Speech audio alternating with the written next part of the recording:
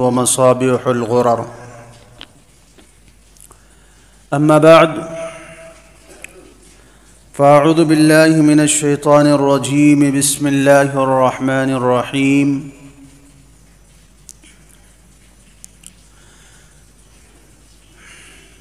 حتى إذا فتحت يأجوج ومأجوج وهم من كل حدب ينسلون.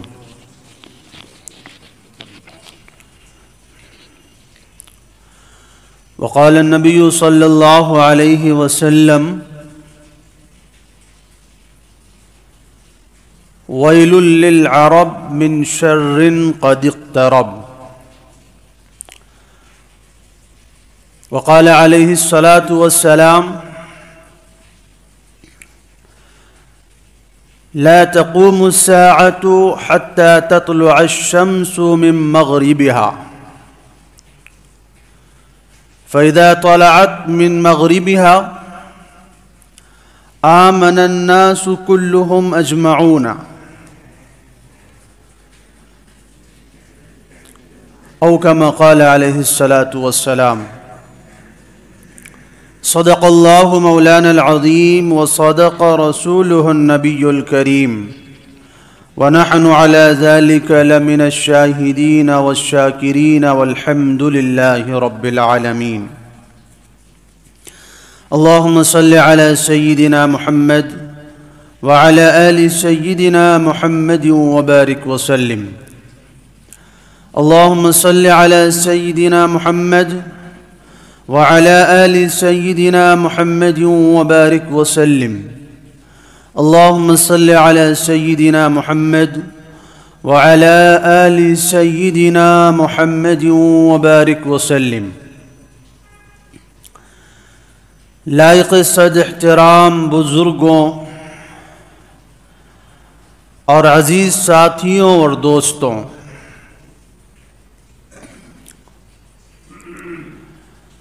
اللہ تبارک و تعالی نے ہم تمام انسانوں کو اس دنیا کے اندر ایک ابدی، دائمی اور سرمدی زندگی کی کامیابی کی تیاریوں کے لیے بھیجا ہے۔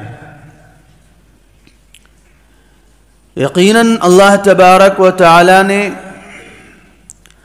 ہم انسانوں کے ساتھ اس دنیا میں حالات، آزمائشیں اور فتنے لگائے ہوئے ہیں۔ آپ کے سامنے پچھلے ہفتوں سے جو سلسلہ چل رہا تھا، پچھلے ہفتے آپ کے سامنے بات آئی تھی کہ آج یہ سلسلہ ختم کیا جا رہا ہے، لیکن ابھی الحمدللہ ہمارے پاس رمضان المبارک کے آنے میں 2 ہفتے ہیں۔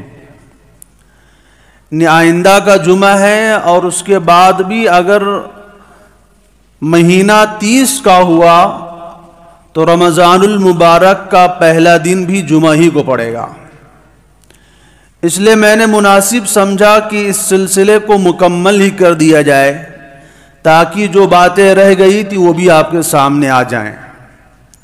ابھی تک آپ نے حضرت عیسیٰ علیہ السلام کے بارے میں سنا کہ اللہ تبارک و تعالی ان کو دنیا میں اتاریں گے، آسمان سے نازل فرمائیں گے، دجال کو قتل کریں گے، امن و امان کو قائم فرمائیں گے۔ لیکن میرے دوستوں، عیسیٰ علیہ السلام ہی کے زمانے میں امن و امان کے قائم ہونے سے پہلے ہی دجال کے قتل کرنے کے بعد ایک اور فتنے کا سے امت کو سامنا کرنا پڑے گا، اور وہ فتنہ ہے یاجوج اور ماجوج کا۔ یاجوج اور ماجوج کون لوگ ہیں، کہاں ہیں، کس کی نسل سے ہیں، ان کی شکلیں کیسی ہیں، یہ ساری باتیں انشاءاللہ آپ کے سامنے آئیں گی۔ ایک روایت میں آتا ہے کہ رسول اللہ صلی اللہ علیہ وسلم گھر میں سو رہے تھے، اچانک آپ کی آنکھ کھلی، آپ گھبرائے ہوئے تھے اور کہہ رہے تھے لا الہ الا اللہ، لا الہ الا اللہ ویل للعرب من شر قد اقترب، اللہ کے سوا کوئی معبود نہیں، بربادی ہے عرب کے لیے، بربادی ہے عرب کے لیے اس برائی کی وجہ سے جو قریب آ گئی۔ لوگ حیران ہو گئے کہ نبی صلی اللہ علیہ وسلم یہ کیا فرما رہے ہیں، کون سی برائی قریب آ گئی ہے، کس برائی کے بارے میں آقا صلی اللہ علیہ وسلم بات فرما رہے ہیں؟ آپ صلی اللہ علیہ وسلم نے آگے فرمایا فتح اليوم من ردم یاجوج و ماجوج مثل هذه، فرمایا آج یاجوج اور ماجوج کی دیوار میں اتنا سوراخ ہو گیا ہے۔ اب یہ یاجوج اور ماجوج کی دیوار کی کیا حقیقت ہے؟ کہتے ہیں ایک بادشاہ تھے ذوالقرنین، جن کا تذکرہ قرآن کریم میں سورۃ الکہف میں آیا ہے، وَيَسْأَلُونَكَ عَنْ ذِي الْقَرْنَيْنِ۔ اللہ تعالیٰ نے ان کو بڑی دولت سے نوازا تھا، اِنَّا مَكَّنَّا لَهُ فِي الْأَرْضِ وَآتَيْنَاهُ مِنْ كُلِّ شَيْءٍ سَبَبًا۔ اللہ تعالیٰ فرماتے ہیں کہ ہم نے حضرت ذوالقرنین کو ہر قسم کا ساز و سامان دیا تھا، ہر طرح کی دولت سے اللہ تعالیٰ نے ان کو مالا مال فرمایا تھا۔ یہ مسلمان بادشاہ تھے، البتہ نبی نہیں تھے، لیکن ان کے اللہ کا ولی ہونے میں کسی کو اختلاف نہیں ہے۔ ان کا ایک سفر انہوں نے کیا تھا پوری دنیا کا چکر لگانے کا۔ اس سفر کا تذکرہ اللہ تعالیٰ نے وہاں پر سورۃ الکہف میں فرمایا ہے۔ چونکہ وہ سفر ہمارا بیان کرنا مقصد نہیں ہے، ہمارا آپ کے سامنے صرف اس ٹکڑے کو بیان کرنا مقصد ہے کہ جہاں پر انہوں نے وہ دیوار قائم کی تھی۔ چنانچہ اللہ تعالیٰ فرماتے ہیں حَتَّى إِذَا بَلَغَ بَيْنَ السَّدَّيْنِ وَجَدَ مِن دُونِهِمَا قَوْمًا لَا يَكَادُونَ يَفْقَهُونَ قَوْلًا۔ حضرت ذوالقرنین نے مشرق تک سفر کیا، پھر مغرب کا سفر کیا، پھر شمال کے علاقے میں گئے۔ جب شمال کے علاقے میں گئے تو دو پہاڑ تھے، بہت بھاری بھاری پہاڑ، اور ان دونوں پہاڑوں کے نیچے یعنی دامن میں ایک قوم رہا کرتی تھی۔ علماء فرماتے ہیں آج جہاں پر ترکی وغیرہ ہے یہ وہی قوم جو ہے وہ علاقہ ہے۔ تو انہوں نے کیا کہا، یا ذا القرنین ان یاجوج و ماجوج مفسدون فی الارض، کہ یاجوج اور ماجوج جو ہیں یہ زمین میں بڑا فساد پھیلاتے ہیں، یہ ادھر پہاڑوں کے اس طرف رہتے ہیں، وہاں سے نکل کر کے آتے ہیں، ہمارے جانوروں کو مویشیوں کو مار کے اٹھا لے جاتے ہیں، ہم لوگوں کو قتل کر دیتے ہیں، ہمارے بیوی بچوں کو مار دیتے ہیں، ہماری کھیتیاں تباہ کر دیتے ہیں۔ گویا کہ اس قوم کی فطرت میں شرارت بہت زیادہ ہے۔ تو انہوں نے کیا کہا، حضرت ذوالقرنین اس وقت پوری دنیا کے بادشاہ تھے۔ آپ نے اس سے پہلے سنا ہوگا کہ اللہ تبارک و تعالیٰ نے 4 لوگوں کو پوری دنیا میں حکمرانی عطا فرمائی، جن میں سے 2 مسلمان ہیں، 2 کافر ہیں۔ مسلمان میں حضرت سلیمان علیہ السلام جو مشہور پیغمبر ہیں وہ ہیں، اور دوسرے حضرت ذوالقرنین ہیں۔ کافروں میں بخت نصر ہے اور نمرود۔ یہ 4 لوگوں نے پوری دنیا پر، پوری دنیا کے اوپر حکومت کی ہے۔ تو لوگوں نے کہا کہ یاجوج ماجوج ہمیں بہت تنگ کرتے ہیں، آپ ایسا کیجئے کہ آپ ہمارے اور ان کے درمیان کوئی آڑ بنا دیجئے۔ فَهَلْ نَجْعَلُ لَكَ خَرْجًا عَلَىٰ أَن تَجْعَلَ بَيْنَنَا وَبَيْنَهُمْ سَدًّا۔ انہوں نے کہا ہم آپ کے واسطے پیسے جمع کرتے ہیں، خرچے کا انتظام کرتے ہیں، اور آپ ہمارے اور ان کے درمیان ایک دیوار بنا دیجئے تاکہ یہ ادھر ہماری طرف نہ آ پائیں۔ چونکہ اس قوم کا جائے وقوع ایسا تھا کہ ادھر بھی پہاڑ ادھر بھی پہاڑ، بیچ میں وہ راستہ تھا، اس پہاڑ کے اس بیچ کے راستے سے وہ لوگ آتے تھے اور ان کو لوٹتے مارتے تھے، اس کے بعد چلے جایا کرتے تھے۔ تو حضرت ذوالقرنین نے کہا ما مکنی فیہ ربی خیر، اللہ نے جو مجھے دولت دی ہے وہ تمہارے جمع کی ہوئی دولت سے زیادہ اچھی ہے، یعنی ہمیں تمہاری دولت کی ضرورت نہیں ہے، البتہ ہماری مدد تم اپنی طاقت کے ذریعے کرو۔ دولت تو ہمارے پاس صحیح ہے، اسباب سامان سب کچھ ہمارے پاس ہے، بس افراد کے ذریعے ہماری مدد کرو۔ فرمایا ما مکنی فیہ ربی خیر فاعینونی بقوہ، مجھے طاقت کے ذریعے مدد کرو. اجعل بینکم و بینہم ردما, میں تمہارے اور ان کے درمیان ایک آڑ بنا دوں گا, ایک دیوار بنا دوں گا. اب انہوں نے کیا کیا؟ لوہے کے بڑے بڑے تختے منگوائے اور ایک تختہ رکھتے تھے, پھر ایک لکڑی کا ٹکڑا رکھتے تھے, پھر تختہ رکھتے تھے, پھر لکڑی کا ٹکڑا رکھتے تھے. اس کے بعد جب وہ سطح جو ہے پہاڑ کی چوٹیوں کے برابر ہو گئی, یعنی دونوں طرف پہاڑ ہیں, بیچ میں جگہ خالی ہے, اب اس میں وہ دیوار جوڑائی کا کام کر رہے ہیں. جب یہ سطح بالکل پہاڑ کی چوٹیوں کے برابر ہو گئی تو حضرت ذوالقرنین نے کہا اب اس میں آگ لگاؤ. دوسری طرف حکم فرمایا کہ تانبا گرم کیا جائے. جب آگ لگائی گئی اور لکڑیاں جب جلنا شروع ہوئیں تو اس کی وجہ سے جو لوہے کے جو ٹکڑے تھے وہ بالکل سرخ ہو گئے, لال ہو گئے. جب بالکل وہ لوہے کے ٹکڑے سرخ ہو گئے تو حضرت ذوالقرنین نے کہا آتونی افرغ علیہ قطرا, اب وہ پگھلایا ہوا تانبا لے کر آؤ تاکہ اس دیوار کے اوپر ڈالا جائے. اب اللہ نے ان کو کیا وہ ٹیکنالوجی دی تھی, کس طرح انہوں نے کیا, اس کے بارے میں قرآن تفصیل نہیں بیان کرتا ہے. ورنہ اتنی اونچی دیوار بنانا اور پھر اس کے اوپر جا کر کے وہاں سے تانبا جو ہے اس دیوار کے اوپر گرانا تاکہ ایک جو ہے اینٹیں ایک دوسرے سے مل جائیں, وہ اللہ جانے, وہ اللہ ہی جانتا ہے کہ انہوں نے کس طرح کیا. بہرحال جب وہ لوہے کے تختے گرم ہو گئے, بالکل سرخ ہو گئے, تو اس پر سے پگھلا ہوا تانبا ڈالا گیا, جس کی وجہ سے وہ اینٹیں آپس میں ایک دوسرے سے مل گئیں, جڑ گئیں اور انتہائی مضبوط دیوار تیار ہو گئی. ذوالقرنین نے کہا فَمَا اسْتَطَاعُوا أَن يَظْهَرُوهُ وَمَا اسْتَطَاعُوا لَهُ نَقْبًا, اب یہ نہ تو اس دیوار میں سوراخ کر سکتے ہیں کیونکہ لوہے کی اور تانبے کی دیوار ہے, اور نہ ہی اس کو چڑھ سکتے ہیں کیونکہ اتنی اونچائی ہے کہ پہاڑوں کی چوٹی کے برابر ہے. اور کہنے لگے البتہ یہ دیوار تب تک قائم رہے گی جب تک میرے رب کا حکم نہیں آئے گا. جب اللہ کا حکم آ جائے گا تو یہ دیوار کیا ہو جائے گی, گر جائے گی, ٹوٹ جائے گی. آگے کہتے ہیں فَإِذَا جَاءَ وَعْدُ رَبِّي جَعَلَهُ دَكَّا, جب میرے رب کا وعدہ آ جائے گا تو میرے رب کا وعدہ کے آ جانے کے بعد یہ دیوار کیا ہو جائے گی, ریزہ ریزہ ہو جائے گی. تو اس سے آپ کو یہ معلوم ہوا کہ حضرت ذوالقرنین نے ترکی کے ادھر کسی علاقے کے اندر ایک دیوار بنائی تھی جس کے پیچھے یاجوج ماجوج ہیں اور اس کی ادھر دنیا ہے. اب سوال یہ پیدا ہوتا ہے کیا کسی شخص نے اس دیوار کو دیکھا ہے؟ تو اس کا جواب میں کہتے ہیں ایک صحابی نے دیکھا تھا.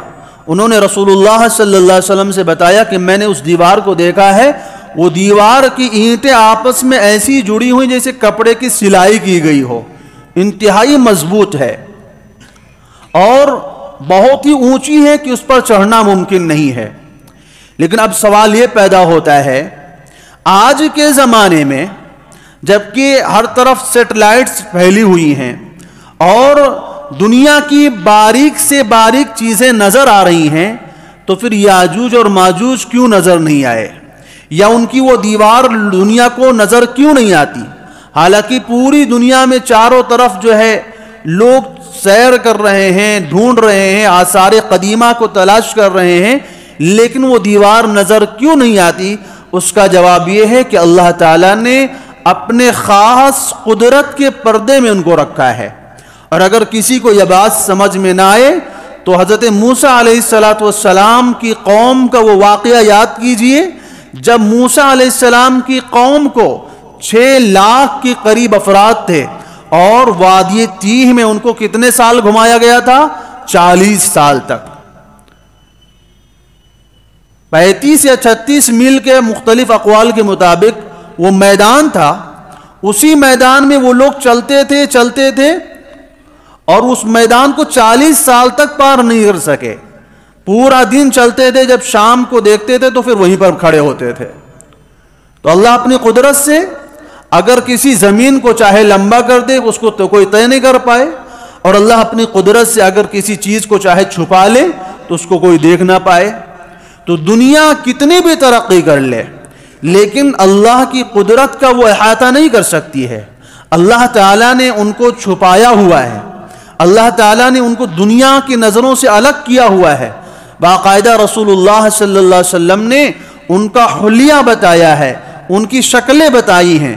فرماتے ہیں کہ ان کی حلیہ کیسا ہوگا، ان کے چہرے جو ہیں چپٹے ہوئے ہوں گے اور آنکھیں چھوٹی چھوٹی ہوں گی، ناک جو ہے چپکی ہوئی ہوگی اور چہرے بالکل ڈھال کی مانند ہوں گے، گول گول، جیسے عام طور پر چین کے لوگوں کو یا ادھر کے اور اعلیٰ علاقے کے لوگوں کو آپ نے دیکھا ہوگا کہ آنکھیں چھوٹی چھوٹی ہوتی ہیں، ناک چپٹی ہوتی ہے اور چہرے بالکل گول گول ہوتے ہیں۔ تو اس طرح ان کی شکلیں ہوں گی۔ فرمایا بال جو ان کے ہوں گے وہ سرخی مائل ہوں گے، یعنی ہلکے ہلکے بھورے ہوں گے، بھورے ٹائپ کے بال ہوں گے۔ جب ان کے آنے کا وقت ہوگا، جب نکلنے کا وقت ہوگا، یہ زمانہ ہزاروں سال کا ہے، بہت پہلے کا زمانہ یہ گزرا ہے، نبی صلی اللہ علیہ وسلم کے اور ان کے پہلے کسی بادشاہ کے زمانے میں یہ واقعہ ہوا ہے۔ اس زمانے سے وہ دیوار قائم ہے، اس زمانے سے یاجوج ماجوج ادھر نہیں آ سکے ہیں۔ رسول اللہ صلی اللہ علیہ وسلم ایک روایت میں فرماتے ہیں کہ یاجوج ماجوج روزانہ اس دیوار کو توڑتے ہیں، جب شام ہو جاتی ہے تو چلے جاتے ہیں، کہتے ہیں اب کل آ کر کے توڑ لیں گے۔ جب اگلے دن صبح آتے ہیں تو دیوار دیکھتے ہیں اور بھی زیادہ مضبوط ہو چکی ہوتی ہے، پھر اس کو توڑتے ہیں، پھر کہتے ہیں نہیں اب کل توڑ دیں گے، پھر اگلے دن آتے ہیں تو دیوار اور بھی زیادہ مضبوط ہو چکی ہے۔ یہ اللہ کی قدرت ہی تو کام کر رہی ہے، ورنہ دنیا میں آج لوگ پہاڑوں کو کاٹ دیتے ہیں، اور کیا ان کے پاس ٹیکنالوجی نہیں ہوگی، کیا ان کے پاس ذریعے نہیں ہوں گے، ساری چیزیں ہوں گی ان کے پاس، لیکن پھر وہ کاٹ کر کے دنیا میں کیوں نہیں آ پا رہے ہیں؟ اللہ کی مرضی نہیں ہے، اللہ کی مرضی نہیں ہے۔ لیکن جب اللہ کی مرضی آئے گی، جب اللہ تعالیٰ کی چاہت ہوگی، تو رسول اللہ صلی اللہ علیہ وسلم فرماتے ہیں ان کا جو سردار ہوگا وہ کہے گا انشاءاللہ کل ہم اس دیوار کو توڑ لیں گے۔ کہتے ہیں جب وہ انشاءاللہ کہہ لے گا، اگلے دن جب وہ آئیں گے تو دیوار اسی حالت میں ملے گی، اس کے اندر کوئی جو ہے مضبوطی نہیں ہوگی، اور پھر اس دیوار کو توڑ کر کے دنیا میں داخل ہو جائیں گے۔ اب وہ جب زمین کے اندر آئیں گے تو جگہ بھی رسول اللہ صلی اللہ علیہ وسلم نے بتائی کہ وہ شمال کے اندر، وہ ترکی کا وہ علاقہ جہاں پر بحیرہ طبریہ ہے، ادھر سے ان کا گزر ہوگا۔ جب وہ لوگ اس جگہ پر گزریں گے، اس سمندر کے پاس سے، وہ سمندر جو ہے 23 کلومیٹر لمبا اور 13 کلومیٹر چوڑا اور 44 میٹر گہرا چھوٹا سا سمندر ہے۔ کہتے ہیں جب ان کا لشکر وہاں سے گزرے گا تو اس کا پانی پی جائیں گے، جب آخری لشکر ان کا آئے گا تو لوگ کہیں گے کہ شاید یہاں پر کبھی پانی موجود رہا ہوگا۔ اتنی بڑی تعداد ہے، اتنی بڑی تعداد۔ عبداللہ ابن عمر رضی اللہ تعالیٰ عنہما فرماتے ہیں کہ اللہ تبارک و تعالیٰ نے جب مخلوق کو پیدا کیا، اللہ نے مخلوق کے 10 حصے کیے، پوری مخلوق کے۔ ان 10 حصوں میں سے 9 حصوں میں فرشتوں کو پیدا کیا ہے اور ایک حصے میں پوری مخلوقات کو پیدا کیا ہے۔ پھر ایک حصے میں، پھر اس کے اللہ تعالیٰ نے 10 حصے کیے، اس میں سے 9 حصے میں جناتوں کو پیدا کیا ہے اور ایک حصے میں انسانوں کو پیدا کیا ہے۔ قرآن اس بات کی گواہی دیتا ہے یا معشر الجن قد استکثرتم من الانس، اے جناتوں تم انسانوں سے بہت زیادہ ہو۔ گویا کہ انسان کے مقابلے جنات 9 گنا زیادہ ہیں۔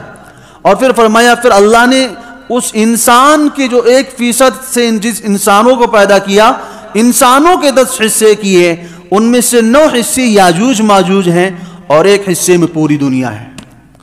ذرا سوچئے ان کی تعداد کا عالم کیا ہوگا، کتنی بڑی تعداد ہوگی ان کی، کہ رسول اللہ صلی اللہ علیہ وسلم فرماتے ہیں قیامت کی دن اللہ تبارک و تعالی حضرت آدم علیہ السلام سے ارشاد فرمائیں گے کہ آدم اپنی اولاد میں سے، اپنی ذریت میں سے جہنمی لوگوں کو نکالیے۔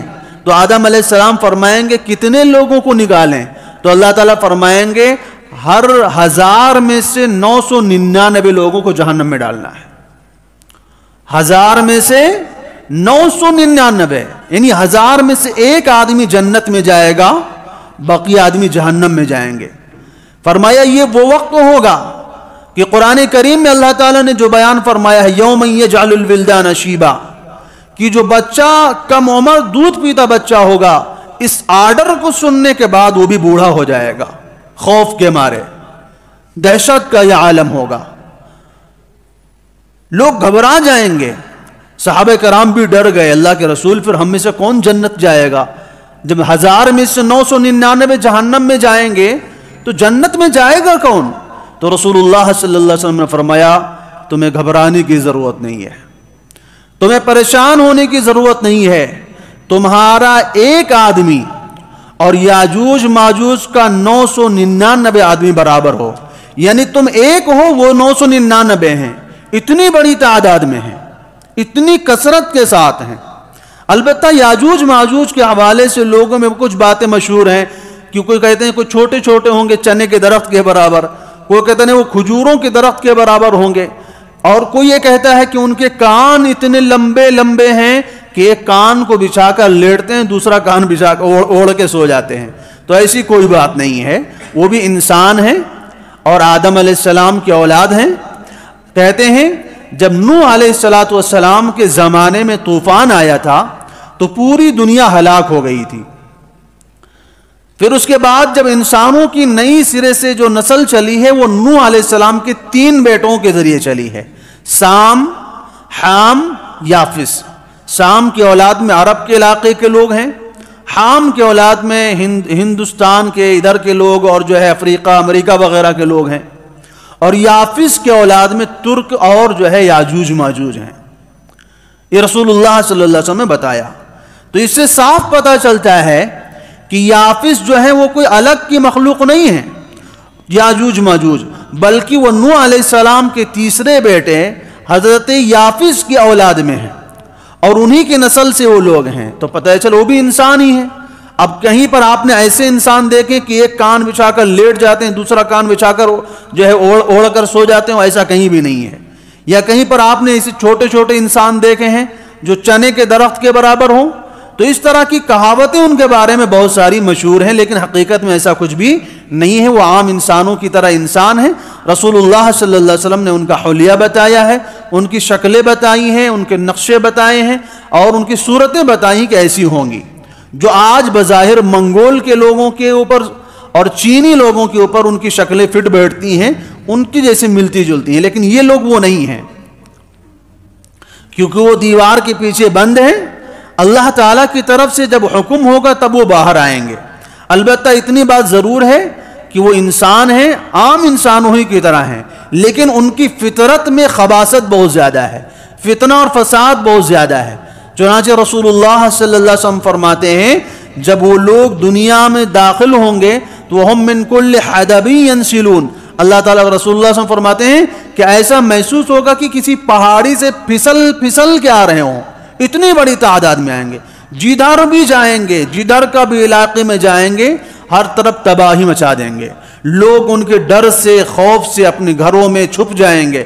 کہتے ہیں ایک روایت میں آتا ہے، حضرت نواس ابن سمعان رضی اللہ عنہ کی روایت ہے، کہتے ہیں جب عیسیٰ علیہ السلام دجال کو قتل کر دیں گے تو دجال کو قتل کرنے کے بعد عیسیٰ علیہ السلام پھر مسلمانوں کی ملاقات کے لیے نکلیں گے، کیونکہ بہت سارے مسلمان عیسیٰ علیہ السلام کے ساتھ نہیں ہوں گے، وہ اپنے گھروں میں جنگلوں میں کہیں پر چھپے پڑے ہوں گے۔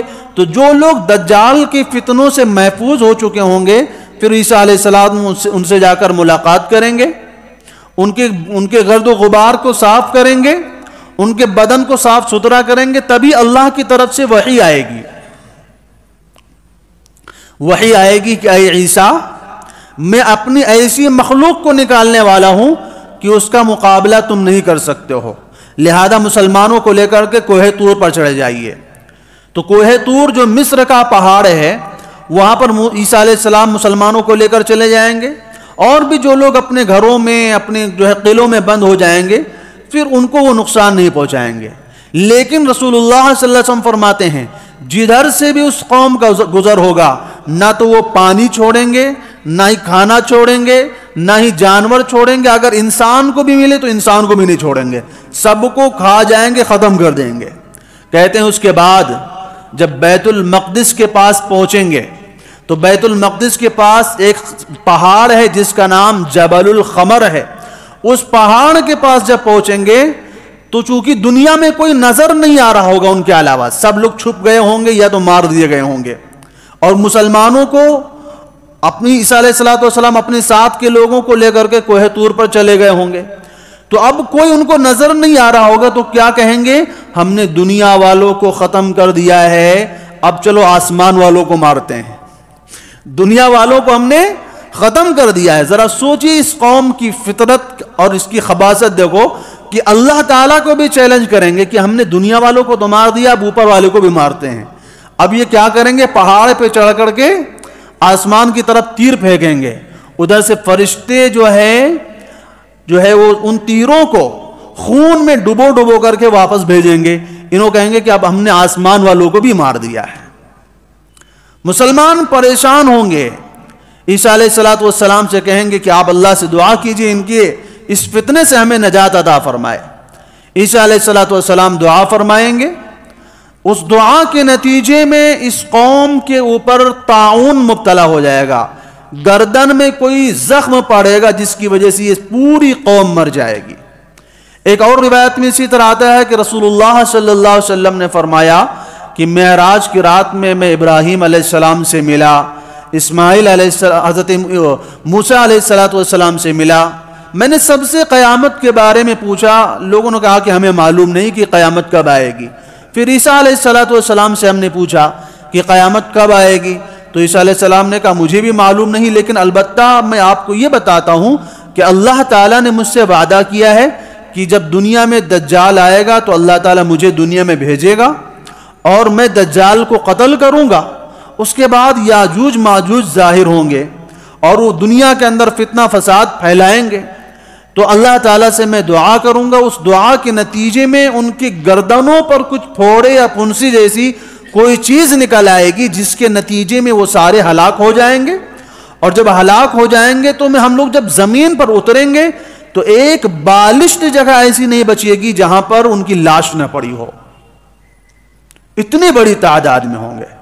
زمین پر ایک بالشت جگہ ایسی نہیں ہوگی جہاں پر ان کی لاش نہ پڑی ہو، پوری زمین جو ہے ان کی لاشوں کی بدبو سے تعفن زدہ ہوگی، ہر طرف بدبو ہی بدبو ہوگی۔ تو پھر عیسیٰ علیہ السلام اللہ سے دعا فرمائیں گے، اللہ سے جب دعا فرمائیں گے تو اللہ تعالیٰ اونٹوں کے گردنوں کے برابر ایک پرندہ بھیجیں گے، وہ پرندہ آئے گا، ان کی لاشوں کو اٹھا کر کے وہاں لے کر کے جائے گا جہاں سے سورج طلوع ہوتا ہے، جس کو نہبل کہا جاتا ہے، اس جگہ پر لے کر کے ان کی لاشوں کو سمندر میں ڈال دے گا اور پوری زمین سے ان کی لاشوں کو صاف کر دیا جائے گا۔ اس کے بعد بارش برسے گی، جب بارش برسے گی تو کہتے ہیں اس بارش کے نتیجے میں زمین ایسی صاف ستھری ہو جائے گی جیسے کہ چاندی ہو، اور اس کے بعد پھر وہ برکتوں کا ظہور ہوگا جس کا ذکر آپ کے سامنے پیچھے ہفتے آیا کہ عیسیٰ علیہ السلام کے زمانے میں اتنی زیادہ پیداوار بڑھ جائے گی کہ لوگ مال لینے والے نہیں ہوں گے، ایک ایک انگور کا خوشہ پوری جماعت کے لیے کافی ہو جائے گا، ایک ایک انار کا پھل جو ہے ایک بڑی گروہ کے لیے کافی ہو جائے گا، ہر طرف رحمتیں ہوں گی، آشائش ہوگی۔ تو یہ قیامت کی بڑی نشانیوں میں سے ایک نشانی کیا ہے؟ یاجوج ماجوج کا ظہور بھی ہے کہ یاجوج ماجوج ابھی اللہ تعالیٰ نے ان کو کہیں پر رکھا ہوا ہے، ان کو دنیا والے پتہ نہیں لگا سکتے ہیں کیونکہ اللہ نے اپنی قدرت کے پردے میں ان کو رکھا ہے، لیکن اس قوم کی تعداد بہت زیادہ ہے، اتنی زیادہ ہے کہ عام انسانوں کے مقابلے میں وہ 9 گنا زیادہ ہیں۔ اور جیسا کہ اس روایت کے حوالے سے آپ کو معلوم ہوا کہ عیسیٰ علیہ السلام اور کہ رسول اللہ صلی اللہ علیہ وسلم نے فرمایا کہ 1000 میں سے 999 لوگ جہنم میں جائیں گے، وہ کون ہوں گے؟ یاجوج ماجوج میں سے ہوں گے، اتنی بڑی تعداد میں دنیا میں آئیں گے، فساد پھیلائیں گے۔ قیامت کی نشانیوں میں سے ایک نشانی یہ بھی ہے دھوئیں کا ظہور، زمین کے پوری مشرق سے لے کر مغرب تک دھواں چھا جائے گا۔ رسول اللہ صلی اللہ علیہ وسلم نے فرمایا کہ وہ دھواں 40 دن تک زمین میں چھایا رہے گا، یمکث فی الارض 40 یوما، اس کی وجہ سے فما من مؤمن الا یصیبہ الزکام، مسلمانوں کو زکام پہنچے گا، اور کافر وینتفخ الکافر، اور کافر اس دھوئیں کی وجہ سے پھولتا چلا جائے گا کہ اس کے بدن کے ہر سوراخ سے جو ہے دھواں نکلے گا، کافر بالکل نشے کی حالت میں ہوگا. اور یہ دھواں کہاں سے کہاں تک ہوگا؟ فرمایا مشرق سے لے کر کے مغرب تک ہوگا. کوئی علاقہ اس دھوئیں سے خالی نہیں ہوگا. قرآن کریم میں اس بات کا تذکرہ آیا ہے. اور ایک سورت بھی سورۃ الدخان کے نام سے 25ویں پارے میں موجود ہے. فرماتے ہیں فَارْتَقِبْ يَوْمَ تَأْتِي السَّمَاءُ بِدُخَانٍ مُبِينٍ. یاد کرو اس دن کو جب آسمان سے ایک دھواں آئے گا، یغشی الناس، جو تمام لوگوں کو چھا لے گا، ڈھانپ لے گا، کسی کو کچھ نظر نہیں آ رہا ہوگا. یہ بھی قیامت کی ایک نشانی ہے. قیامت کی ایک نشانی ہے 3 جگہ زمینوں کو دھسایا جانا، ایک مشرق میں، ایک مغرب میں، ایک عرب کے اندر. اور رسول اللہ صلی اللہ علیہ وسلم نے ایک جگہ کے بارے میں خاص طور سے تنبیہ فرمائی ہے. وہ الگ بات ہے، آپ نے روایتوں کے حوالے سے بھی سنا کہ کچھ لوگ ہوں گے ناچ گانے میں لگے ہوں گے، ان کی شکلوں کو اللہ تعالیٰ بندر اور خنزیر میں تبدیل کر دیں گے اور ان کی زمین کو دھسا دیں گے. لیکن خاص طور سے رسول اللہ صلی اللہ علیہ وسلم نے فرمایا کہ بصرہ ایک شہر عراق میں، وہاں سے بچنا. کہا وہاں اس شہر میں نہیں رہنا، کیونکہ اس شہر میں کچھ لوگوں کو اللہ تعالیٰ ان کی شکلیں تبدیل فرمائے گا، ان کو زمین میں دھسائے گا. تو اس طرح کا دھسانا زمین کے اندر کل 3 جگہ پر ہوگا. ایک عرب میں ہوگا، ایک مشرق کے علاقے میں کہیں ہوگا، اور ایک مغرب میں کہیں ہوگا. یہ 3 جگہ پر زمین دھسائی جائے گی. اس کے بعد ایک نشانی ہے سورج کا مغرب سے نکلنا. فرمایا لا تقوم الساعۃ، قیامت اس وقت تک نہیں آئے گی حتی تطلع الشمس من مغربها، یہاں تک کہ سورج مغرب سے نہ نکل آئے.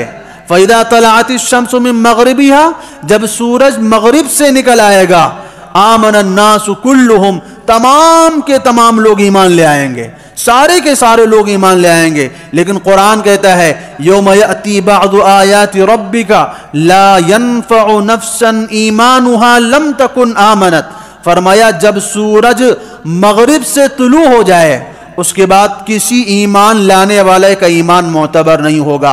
او کسبت فی ایمانہا خیرا، یا اگر کوئی بندہ پہلے سے ایمان والا تو تھا لیکن اس نے توبہ نہیں کی تھی، اس نے اپنے گناہوں سے معافی نہیں مانگی تھی، اللہ کے دربار میں اس نے معافی تلافی نہیں کی تھی، تو سورج کے مغرب سے نکلنے کے بعد اب اس کی توبہ بھی قبول نہیں ہوگی. یہ اللہ تعالیٰ کا ایک، اللہ تعالیٰ کی قدرت کا ایک نمونہ یہ بھی ظاہر ہوگا دنیا میں کہ ہم روزانہ دیکھتے ہیں سورج مشرق سے نکلتا ہے، مغرب میں غروب ہوتا ہے. ایک روایت میں آتا ہے کہ رسول اللہ صلی اللہ علیہ وسلم نے صحابہ کرام سے پوچھا کہ تم لوگ جانتے ہو کہ یہ سورج کہاں سے آتا ہے، کہاں جاتا ہے؟ تو کہتے ہیں جب صحابہ نے کہا اللہ اس کے رسول ہی بہتر جانتے ہیں. رسول اللہ صلی اللہ علیہ وسلم نے فرمایا یہ سورج نکلتا ہے، مغرب میں جاتا ہے، اللہ کے عرش کے نیچے جا کر کے سجدہ کرتا ہے اور اللہ تعالیٰ سے طلوع ہونے کی اجازت مانگتا ہے. اللہ تعالیٰ اس کو طلوع ہونے کی اجازت دیتے ہیں تو پھر یہ مشرق سے آ کر کے طلوع ہوتا ہے. روزانہ سورج جا کر کے اللہ کے حضور میں اپنی شان کے مطابق وہ سجدہ کرتا ہے. ضروری نہیں کہ اس کا سجدہ ہمارے اور آپ کی طرح ہو، کیونکہ کائنات کی ہر مخلوق اللہ کی عبادت میں لگی ہے اور اپنی شان کے مطابق لگی ہے. ضروری نہیں کہ ہم انسانوں کی طرح وہ بھی عبادت کر رہے ہوں. تو بہرحال اتنی تو بات پکی ہے کہ سورج اللہ کے دربار میں جا کے سجدہ کرتا ہے، روزانہ اللہ تعالیٰ سے طلوع ہونے کی اجازت پوچھتا ہے. جب اللہ تعالیٰ اجازت دیتے ہیں تو سورج پھر مشرق سے آ کر کے طلوع ہو جاتا ہے. فرماتے ہیں ایک دن ایسا آئے گا کہ سورج مغرب کو جائے گا، اللہ کے دربار میں سجدہ کرے گا، طلوع ہونے کی اجازت مانگے گا، اللہ تعالیٰ طلوع ہونے کی اجازت جو نہیں دیں گے اور کہیں گے کہ جدھر سے آیا ہے ادھر ہی واپس چلا جا، جدھر سے آیا ہے ادھر ہی واپس چلا جا. اب سورج ابھی غروب ہی ہوا تو وہیں سے فوراً نکل کر کے آ جائے گا. اور ابھی کچھ سائنسدانوں کی ایک رپورٹ آئی ہے کہ زمین کی کوئی تہ جو ہے اندر، زمین کے 3 تہ انہوں نے دکھائی ہیں، اور انہوں نے جو اس میں سب سے اندر کی جو تہ ہے وہ تہ جو ہے گھومتی، اس کی گھومنے سے زمین بھی گھومتی ہے. کہتے ہیں اس تہ نے گھومنا بند کر دیا ہے. جب وہ تہ جو ہے ابھی گھومنا بند کر دیا ہے، ہو سکتا ہے کسی زمانے میں وہ تہ جو الٹا گھومنے لگے. اگر وہ الٹا گھوم گئی تو سورج جو مغرب سے مشرق سے دکھائی دیتا تھا وہی کیا ہوگا، الٹا گھومنے کی وجہ سے پھر مغرب سے دکھائی دے گا. تو دنیا ترقی کر رہی، تحقیقات کر رہی ہے اور تحقیقات کر کر کے وہی چیزیں دکھا رہی جو قرآن نے ہمیں پہلے ہی سمجھایا ہوا ہے۔ تو اللہ تعالیٰ نے تو پہلے ہی کہہ رکھا ہے سنوریہم آیاتنا فی الآفاق، قرآن کے آنے سے پہلے کوئی چاند پہ کیوں نہیں گیا، کوئی منگل پہ کیوں نہیں گیا، کوئی اور چیزوں کی تسخیر کیوں نہیں کر کے دکھایا؟ یہ ساری ایجادات اور دنیا میں جو بڑی بڑی ترقیاں اور ٹیکنالوجی دنیا میں آئی ہے وہ ساری ادھر کے زمانے میں آئی ہے، قرآن کے نازل ہونے سے پہلے۔ جبکہ تمہارا یہ دعویٰ ہے کہ دنیا 5 لاکھ سال سے ہے، ہماری تاریخ اتنے لاکھ سالوں سے، تو ترقی کیوں نہیں ہوئی؟ ساری ترقیاں ادھر ہی کیوں ہوئی ہیں؟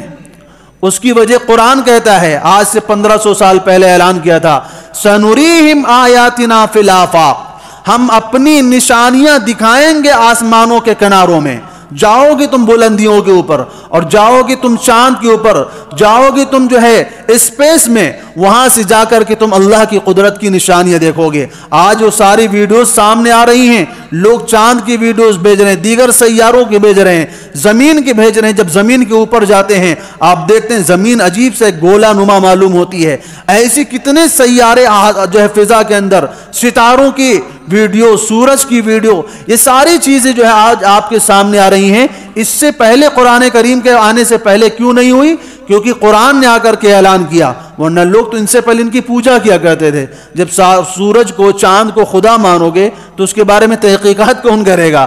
قرآن نے آ کر کے بتایا کہ یہ سب خدا نہیں ہیں، یہ اللہ کے مخلوق ہیں، اور تمہارے فائدے کے لیے ہم نے ان کو پیدا کیا ہے۔ سورج بھی تمہارے فائدے کے لیے ہے، چاند بھی تمہارے فائدے کے لیے ہے، زمین بھی، آسمان بھی، اور کائنات کی ہر چیز تمہارے فائدے کے لیے ہے۔ هو الذی خلق لکم ما فی الارض جمیعا، اللہ تعالیٰ کہتے ہیں کائنات کی ہر چیز تمہارے لیے ہم نے پیدا کی ہے۔ اللہ نے فرمایا ہم دکھائیں گے اپنی نشانیاں لوگوں کو، اور آج وہ نشانیوں کو لوگ دیکھ رہے ہیں۔ حیرانگی ہوتی ہے اللہ نے کیسا کیسا عالم دنیا میں پیدا فرمایا ہے۔ تو کیا فرمایا کہ سورج طلوع ہونے کی اجازت مانگے گا، لیکن اللہ تعالیٰ اس کو اجازت نہیں دیں گے تو سورج واپس پلٹ آئے گا۔ اور فرمایا جب سورج واپس پلٹ آئے پوری کائنات کے کافر ایمان لے آئیں گے، لیکن کسی کا ایمان قبول نہیں ہوگا۔ کیوں؟ ایمان قبول نہ ہونے کی وجہ کیا ہے؟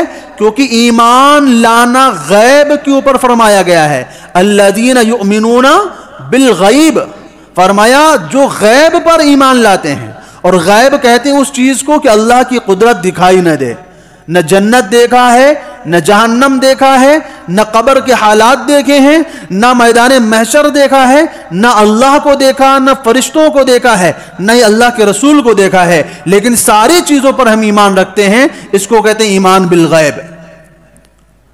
ورنہ دیکھنے کے بعد تو تمہارے فرعون نے بھی ایمان قبول کر لیا تھا، اور فرعون نے بھی کہا تھا آمنت انہ لا الہ الا الذی آمنت بہ بنو اسرائیل وانا من المسلمین، فرعون نے کہا تھا میں بھی مسلمان ہوں، لیکن اللہ نے کہا آلآن، اب ہوش آیا ہے تجھے؟ اب یہ جب آخرت کے حالات دکھنے شروع ہو گئے، کیونکہ حدیث میں آتا ہے نا کہ جب انسان کی موت آتی ہے انسان کے سامنے آخرت کے حالات کھل جاتے ہیں۔ اگر ایمان والا ہوتا ہے، نیک انسان ہوتا ہے، اس کے سامنے جو ہے جنت کے احوال، جنت کے مناظر، جنت میں اس کا اپنا ٹھکانہ نظر آنے لگتا ہے۔ اور اگر وہ بد کردار ہوتا ہے، برا انسان ہوتا ہے، فاسق، فاجر، کافر ہوتا ہے، تو جہنم کے اندر اس کو اپنے ٹھکانے نظر آنے لگتے ہیں، جہنم کے عذاب کا وہ مشاہدہ کرنے لگتا ہے۔ اب اگر اس وقت کوئی کہے کہ ہم ایمان لے آتے ہیں تو ایمان قبول نہیں ہوتا ہے، کیونکہ فرعون نے بھی وہی کہا تھا آمنتو، 12واں پارہ کھول کے دیکھیے، اللہ تعالیٰ کہتے ہیں آمنت انہ لا الہ الا الذی آمنت بہ بنو اسرائیل۔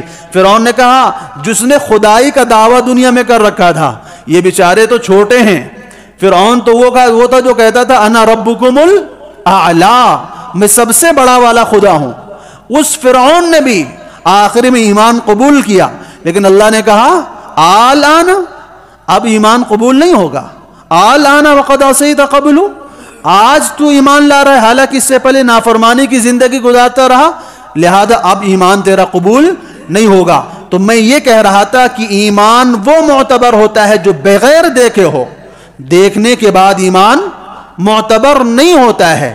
کوئی بندہ آخرت کے احوال شروع ہو جائے، آپ نے حدیث سنی ہوگی ان اللہ یقبل توبۃ العبد ما لم یغرغر، اللہ تعالیٰ بندے کی توبہ اس وقت تک قبول کرتے ہیں جب تک غرغرہ نہ آ جائے، اور غرغرہ اس کیفیت کو کہا جاتا ہے جب آخرت کے مناظر آنکھوں کے سامنے کھل جائیں، اس کیفیت کے بعد توبہ قبول نہیں ہوتی ہے۔ تو اس کیفیت کے بعد ایمان بھی قبول نہیں ہوتا ہے، ایمان بھی اس کیفیت سے پہلے بھی اگر کوئی ایمان قبول کر لے ایمان قبول ہو جائے گا۔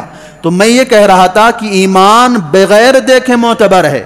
اللہ نے فرمایا یؤمنون بالغیب، اگر تمہیں بھروسہ ہے، اگر یقین ہے تمہیں اللہ کی باتوں پر، نبی کی باتوں پر تو مانو، نہیں یقین ہے تو مت مانو۔ کوئی تم کو لاٹھی لے کر کے، تلوار لے کر کے، بندوق تان کر کے ہم تم سے نعرہ نہیں لگوائیں گے اللہ اکبر کہو۔ اگر تمہیں یقین ہے تو مانو، نہیں یقین ہے تو مت مانو۔ اللہ تعالیٰ کہتے ہیں فمن شاء فلیؤمن ومن شاء فلیکفر، جس کا دل چاہے ایمان قبول کرے اور جس کا دل چاہے ایمان قبول نہ کرے۔ انا اعتدنا للظالمین نارا، لیکن یاد رکھو جنہوں نے ایمان قبول نہیں کیا ان کے لیے ہم نے جہنم تیار کی ہوئی ہے۔ اس وقت مانو گے اور کہو گے ربما یود الذین کفروا لو کانوا مسلمین، کافر لوگ تمنا کریں گے کاش ہم بھی مسلمان ہوتے، یا لیتنا اطعنا اللہ واطعنا الرسول، کاش ہم نے اللہ کی بات مان لی ہوتی، کاش ہم نے رسول کی بات مان لی ہوتی، یا لیتنی لم اتخذ فلانا خلیلا، کاش کہ ہم نے شیطان کو دوست نہ بنایا ہوتا، کاش ہم نے شیطان کی بات نہ مانی ہوتی، یہ ساری باتیں کہیں گے۔ تو فرمایا جب سورج پچھم سے طلوع ہو جائے تمام لوگ ایمان لے آئیں گے، لیکن ایمان معتبر نہیں ہوگا، کیونکہ سورج کا پچھم سے طلوع ہونا اللہ کی قدرت کی وہ نشانی ہے جو عام طور پر لوگوں کو نظر میں نہیں آتی ہے، کیونکہ روز سورج مشرق سے نکلتا ہے مغرب میں جاتا ہے، لیکن جب سورج مغرب سے آئے گا اور مشرق کی طرف جائے گا تو یہ سمجھو آخرت کے احوال اب شروع ہونے والے ہیں، اب اس کے بعد ایمان قبول نہیں ہوگا۔ تو فرمایا تین نشانیاں ایسی ہیں جب وہ آ جائیں تو کسی کا ایمان معتبر نہیں ہوگا۔ ایک تو سورج کا مغرب سے نکلنا ہے اور ایک دابۃ الارض کا نکلنا ہے۔ دابۃ الارض کیا ہے؟ کہتے ایک جانور ہوگا وہ نکلے گا، اور کہاں سے نکلے گا؟ رسول اللہ صلی اللہ علیہ وسلم نے فرمایا تین مقامات کا تذکرہ آتا ہے۔ فرمایا مکہ کے اندر حجر اسود اور مقام ابراہیم کے درمیان سے نکلے گا، اور بعض روایت سے پتہ چلتا ہے کہ مینا کے علاقے میں کہیں نکلے گا، اور بعض روایت سے پتہ چلتا ہے کہ صفا پہاڑی کے پاس سے نکلے گا۔ بہرحال آپ اگر غور کریں گے تو بات تو ایک ہی ہے، کسی کو یہاں نظر آئے گا، کسی کو وہاں نظر آئے گا، کسی کو وہاں نظر آئے گا۔ تو جب اس کو لوگ دیکھیں گے حیران ہو جائیں گے کہ یہ کہاں سے آ گیا، تو لوگ بھاگنا چاہیں گے، لیکن ایمان والے یہاں پر جمے رہیں گے۔ تو وہ جانور کیا کرے گا؟ فَتَجْلُو وَجْهَ الْمُؤْمِنِ، اس کو دیکھنے کے بعد ایمان والے کا چہرہ روشن ہو جائے گا، اور وَتَخْتِمُ عَلَى أَنْفِ کافر، فرماتے ہیں اس جانور کے ساتھ جو ہے موسیٰ علیہ السلام کی لاٹھی ہوگی اور سلیمان علیہ السلام کی انگوٹھی ہوگی۔ جو مسلمان کو دیکھے گا تو مسلمان کی وہ چہرے کے اوپر جو ہے اس کی وجہ سے چمک آ جائے گی، لوگ دور سے پہچان لیں گے یہ چمکیلے چہرے والا آدمی یہ مسلمان ہے، اور کافر کے چہرے کے اوپر، ناک کے اوپر وہ کیا کر دے گا؟ مہر لگا دے گا سلیمان علیہ السلام کی انگوٹھی سے، جس سے سب کو معلوم ہو جائے گا کہ یہ بندہ کافر ہے۔ تو یہ دو نشانیاں اور ایک دجال، ان تین نشانیوں کے بارے میں رسول اللہ صلی اللہ علیہ وسلم نے فرمایا کہ جب ان نشانیوں کا ظہور ہو جائے اس کے بعد پھر کسی ایمان والے کا ایمان معتبر نہیں ہوگا، نہ ہی کسی کی توبہ قبول کی جائے گی، اور نہ ہی لوگوں کے ساتھ اللہ تعالیٰ کوئی اچھائی کا معاملہ فرمائیں گے۔ تو یہ قیامت کی وہ بڑی بڑی نشانیاں ہیں۔ ایک تو حضرت مہدی کا ظہور ہے، عیسیٰ علیہ السلام کا نزول ہے، اور دجال کا خروج ہے، یاجوج ماجوج کا نکلنا، اور جو ہے دابۃ الارض کا نکلنا۔ ایک چوپایا ہوگا، اللہ تعالیٰ اس کو اپنی قدرت سے پیدا فرمائیں گے، پہاڑ سے نکلے گا، اور لوگوں کو جو ہے ان لوگوں کے اوپر لوگوں سے بات بھی کرے گا، ایمان والے کے بارے میں بتائے گا کہ یہ ایمان والا ہے، اور کافر کو بتائے گا کہ یہ کفر والا ہے۔